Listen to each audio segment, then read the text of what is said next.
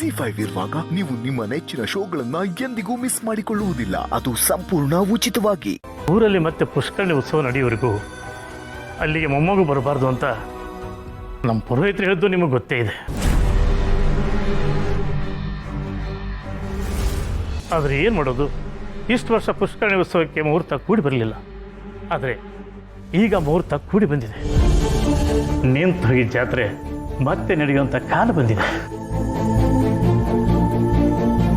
ಅಂದರೆ ಈ ವರ್ಷ ಸಾಲಿಗ್ರಾಮದಲ್ಲಿ ಪುಷ್ಕರಣಿ ಉತ್ಸವ ನಡೀತಾ ಇದೆಯಾ? ಹೌದು.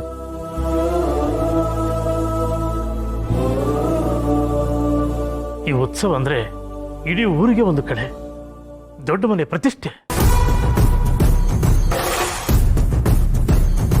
ಅಮ್ಮವರು ಇಂಥದ್ದೊಂದು ದಿನಕ್ಕೋಸ್ಕರನೇ ಅಷ್ಟು ವರ್ಷದಿಂದ ಕಾಯ್ತಾ ಇದ್ರು. ನಿಮಗೆಲ್ಲ ಗೊತ್ತಿದೆ, ಉತ್ಸವದ ಪೂಜೆನ ದೊಡ್ಡ ಮನೆತನದ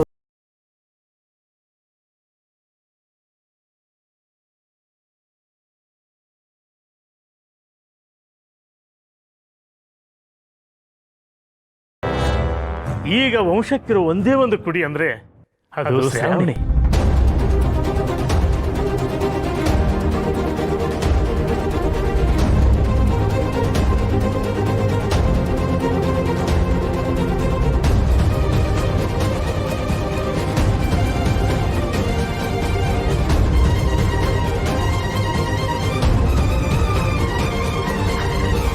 ಚಿಕ್ಕಮ್ಮ, ಹಾಗಾದ್ರೆ ಇವ್ರು ಹೇಳ್ತಿರೋದು ನಮ್ಮ ಅಜ್ಜಿ ಬಗ್ಗೆನಾ? ಅಂದ್ರೆ ಅಂದ್ರೆ ನನಗೆ ಅಜ್ಜಿ ಇದ್ದಾರ?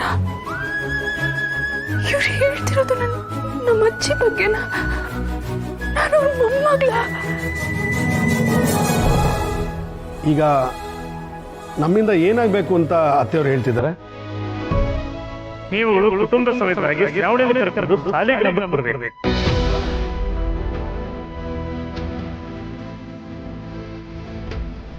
ಲಲಿತಾದೇವಿ ಅಮ್ಮನವರು ಶ್ರಾವಣ ಕೈಯಿಂದ ಪೂಜೆ ಮಾಡೋದನ್ನ ನೋಡಬೇಕು.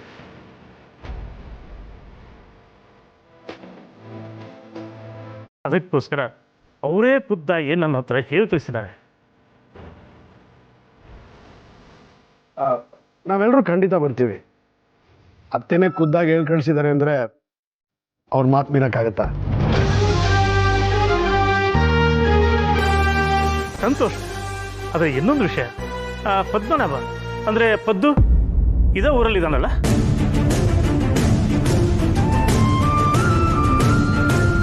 ಹೌದು.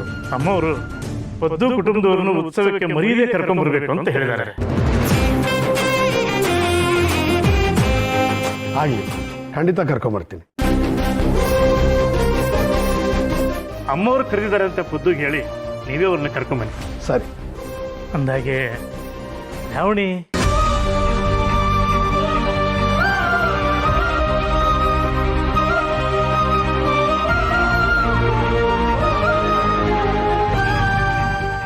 ZEE5 ಆಪ್ ಡೌನ್ಲೋಡ್ ಮಾಡಿ ಎಲ್ಲಾ ಸಂಚಿಕೆಗಳನ್ನು ಸಂಪೂರ್ಣ ಉಚಿತವಾಗಿ ನೋಡಿ.